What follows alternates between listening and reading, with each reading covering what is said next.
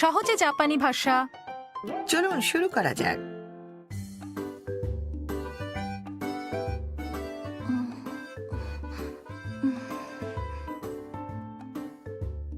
すみません。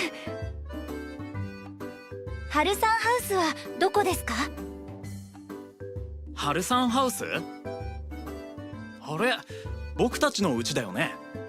すぐ近くです。一緒に行きましょう。こっちだよ。はい、ありがとうございます。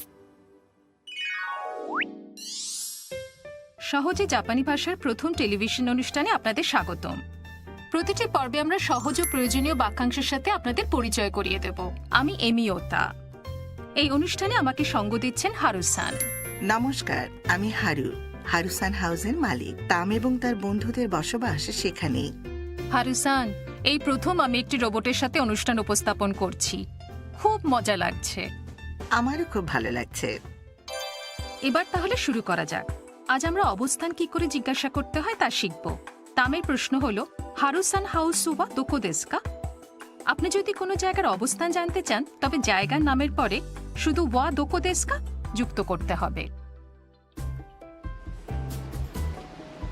すみません、東京スカイツリーはどこですか？あそこです。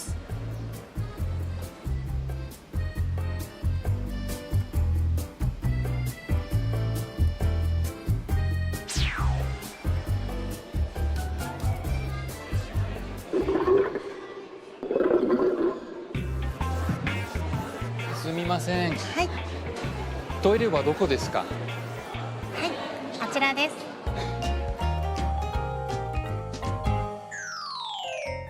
জায়গার নামের পরে শুধু ওয়া দোকো দেসু কা জুড়ে দিন, তাহলেই লোকজন বুঝে যাবে। এবার চলুন উচ্চারণ অনুশীলন করা যাক। হারুসান হাউস ওয়া দোকো দেসু কা? হারুসান হাউস ওয়া দোকো দেসু কা? ট্রিপটিক। টোকিও স্কাইট্রির উচ্চতা 634 মিটার। জাপানের সর্বোচ্চ স্থাপনা হওয়ার দরুন কয়েক লাখ দর্শনার্থী প্রতি বছর এখানে আসে। অপেক্ষা করার সময় কমিয়ে আনতে দ্রুত প্রবেশের জন্য বিদেশি পর্যটকরা ফাস্ট পাস কিনতে পারেন। এবারের কাঞ্জি কোকোরো, এর অর্থ হলো হৃদয়। অনুষ্ঠান দেখতে থাকুন। সহজে জাপানি ভাষা আপনাদের নিত্য প্রয়োজনীয় বাক্যাংশ শিখতে সাহায্য করবে। গাম্বাত্তে।